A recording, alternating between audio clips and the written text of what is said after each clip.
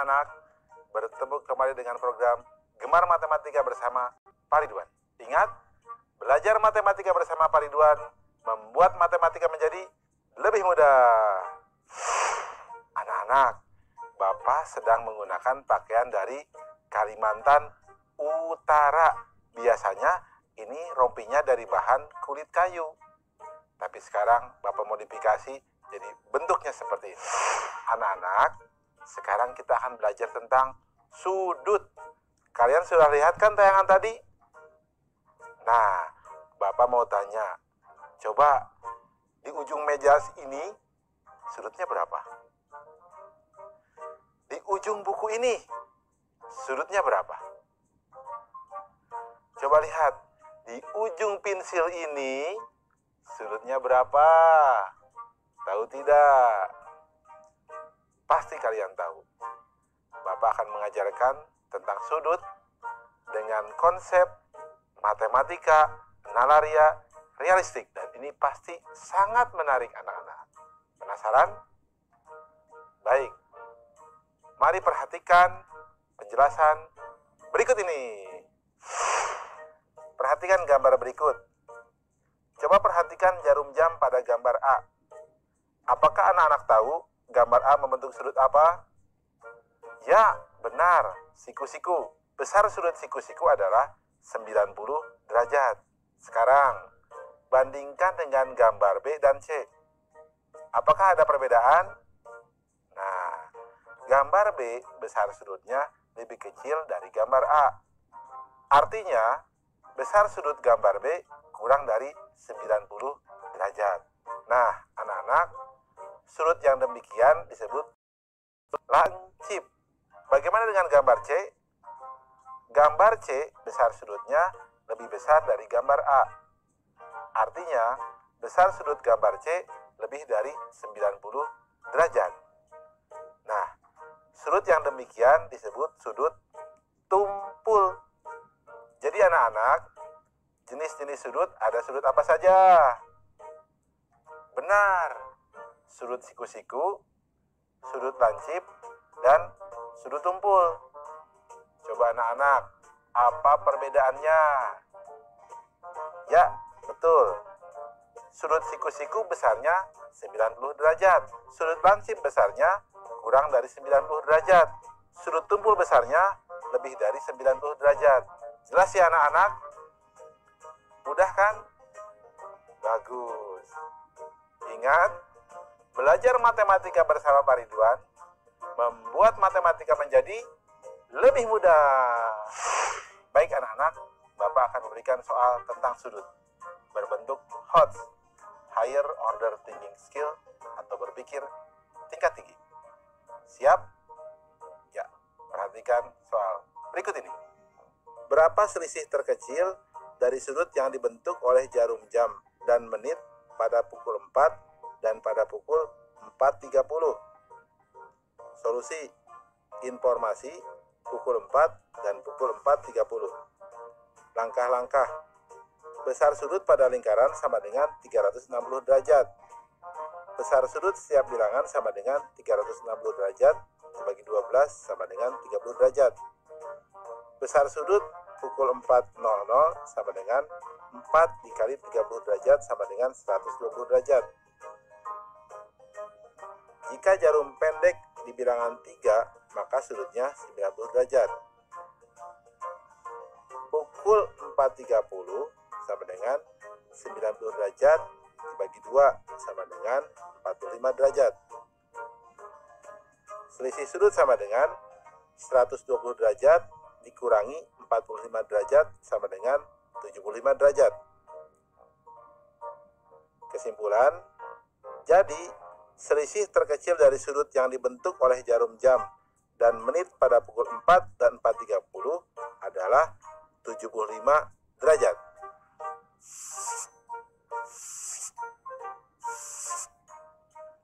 Mudah ya anak-anak ya?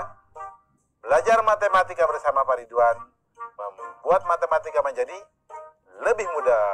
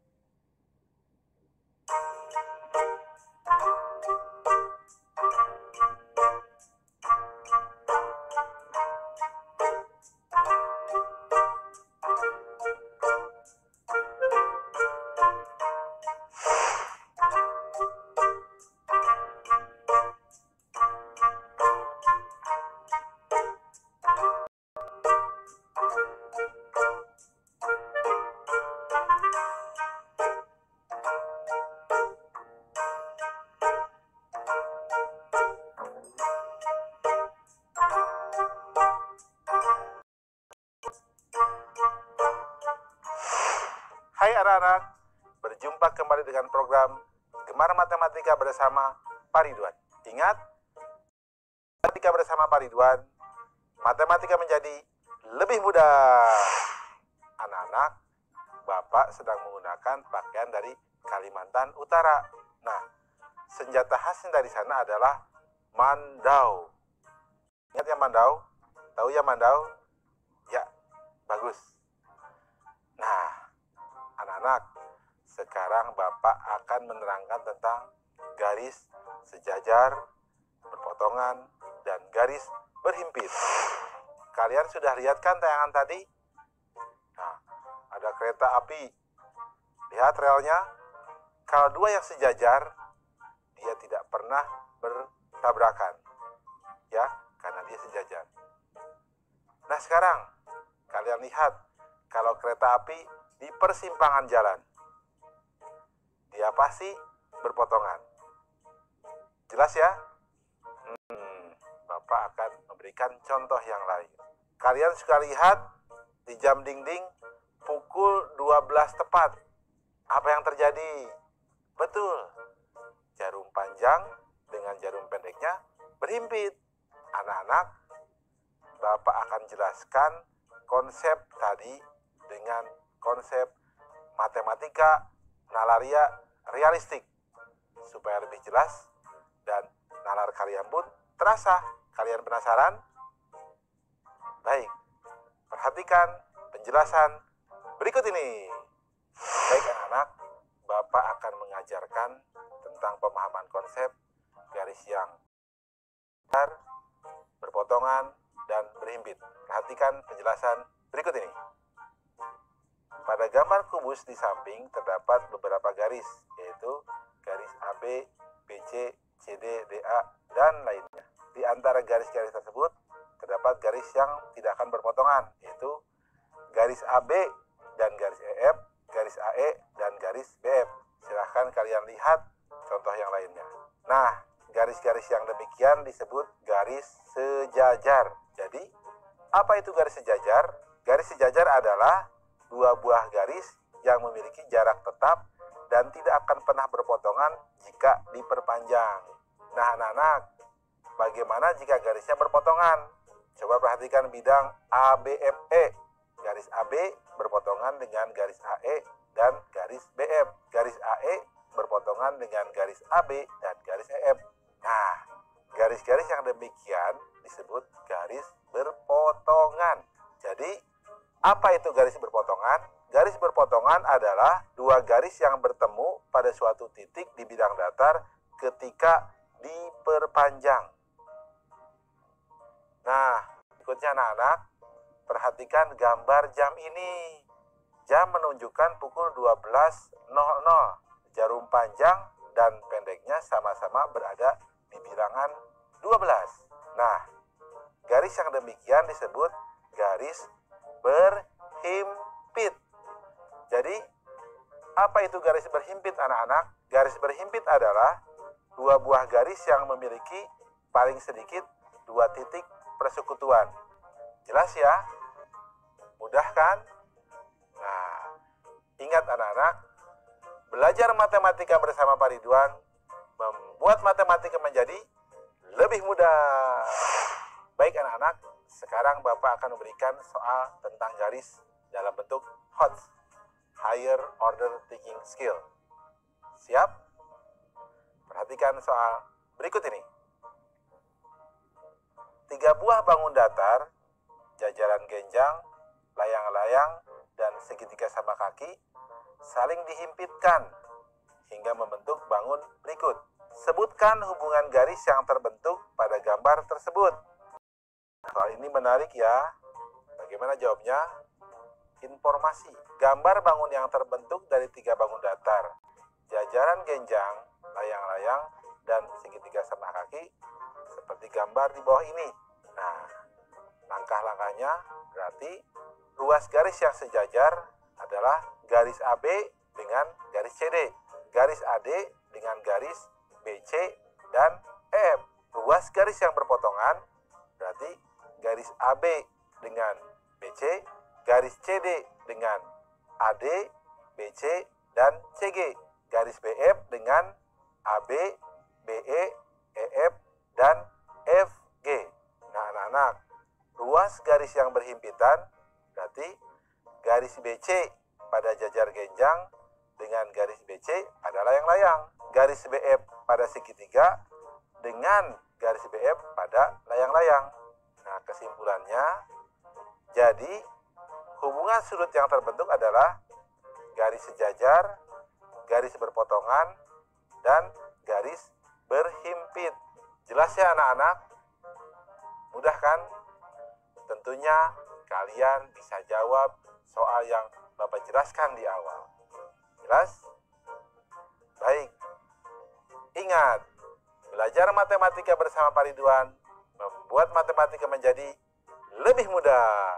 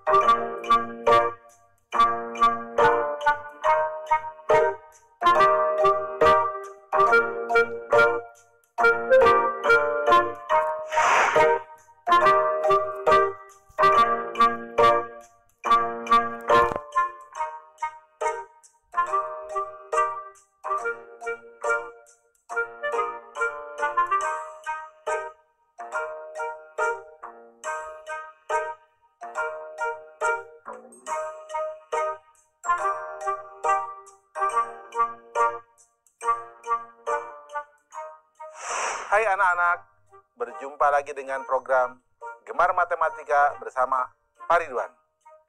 Ingat, belajar matematika bersama Pak Ridwan membuat matematika menjadi lebih mudah. Nah, anak-anak, Bapak sedang menggunakan pakaian dari Kalimantan Utara, ya. Kalimantan Utara itu letaknya berbatasan dengan Malaysia, tepatnya di daerah Sarawak dan Sabah. Jelas ya? Nah, anak-anak, sekarang kita akan belajar tentang sudut penyiku dan sudut pelurus. Kalian kan sudah lihat tayangan tadi? Nah, jarum panjang dengan jarum pendek membentuk sudut siku-siku. Kalian perhatikan, berapa sudut yang dibentuk oleh jarum warna merah dengan jarum panjang? Berapa sudut yang dibentuk oleh jarum merah dengan jarum pendek? Yang pasti kalau dijumlahkan pasti sudutnya 90 derajat. Jelas ya? Sekarang lihat gambar yang kedua. Coba lihat. Jarum panjang dengan jarum pendek hubungannya lurus ya. Sekarang kita lihat. Berapa sudut yang dibentuk antara jarum panjang dengan jarum warna merah? Berapa sudut yang dibentuk antara jarum pendek dengan jarum warna merah? Yang pasti jumlah sudutnya adalah 180 derajat. Jelas ya? Nah, Bapak akan jelaskan tentang hal itu supaya kalian lebih paham dengan konsep matematika nalaria realistik. Penasaran? Baik. Mari perhatikan penjelasan berikut ini. Baik anak-anak, Bapak sekarang akan menjelaskan pemahaman konsep tentang sudut penyiku dan sudut lurus. Baik, perhatikan penjelasan berikut ini. Perhatikan tabel berikut. Nomor 1, sudut 30 derajat. Sudut penyikunya 60 derajat. Jumlah sudutnya 90 derajat. Nomor 2, sudut 45 derajat. Sudut penyikunya 45 derajat, jumlah sudutnya 90 derajat. Nomor 3, sudut 72 derajat, sudut penyikunya 18 derajat, jumlah sudutnya 90 derajat. Nah anak-anak, tahu tidak apa sudut penyiku itu? Nah, Bapak beritahu ya. Sudut penyiku adalah sudut di mana sudut ditambah sudut penyikunya menghasilkan 90 derajat. Baik anak-anak, jadi hubungan antara sudut dengan sudut penyiku adalah sudut ditambah sudut penyikunya sama dengan 90 derajat. Nah, anak-anak, mari perhatikan tabel selanjutnya. Nomor 1, sudut 30 derajat ditambah sudut pelurusnya 150 derajat, jumlah sudutnya 180 derajat. Nomor 2, sudut 65 derajat ditambah sudut pelurusnya 115 derajat, jumlah sudutnya 180 derajat.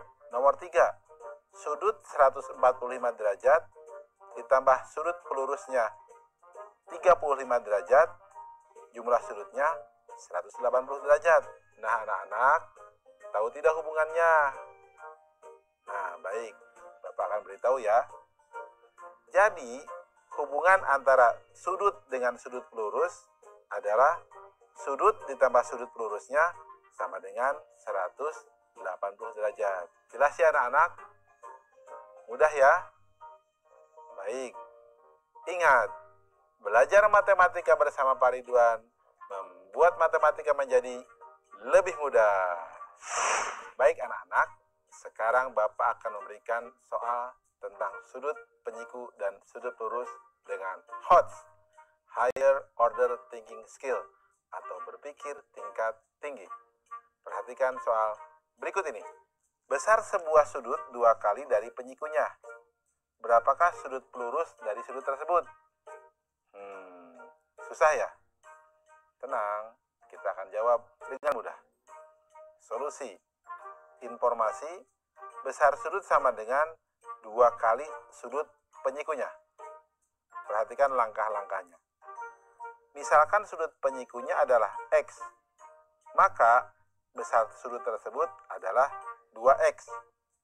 Sehingga perhatikan di gambar, 2X ditambah X sama dengan 90 derajat. 3X sama dengan 90 derajat. Sehingga X sama dengan 30 derajat dan 2X sama dengan 60 derajat.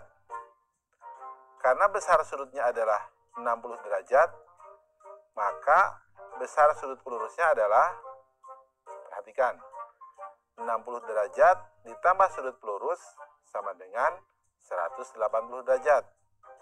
Berarti sudut pelurus sama dengan 180 derajat dikurangi 60 derajat. Atau sudut pelurus sama dengan 120 derajat. Kesimpulan, jadi besar sudut pelurus dari sudut tersebut adalah 120 derajat. Mudah ya anak-anak? Bapak yakin kalian juga bisa jawab soal yang di awal tadi, ya. Pasti mudah kan? Baik. Ingat, belajar matematika bersama Pak Ridwan membuat matematika menjadi lebih mudah.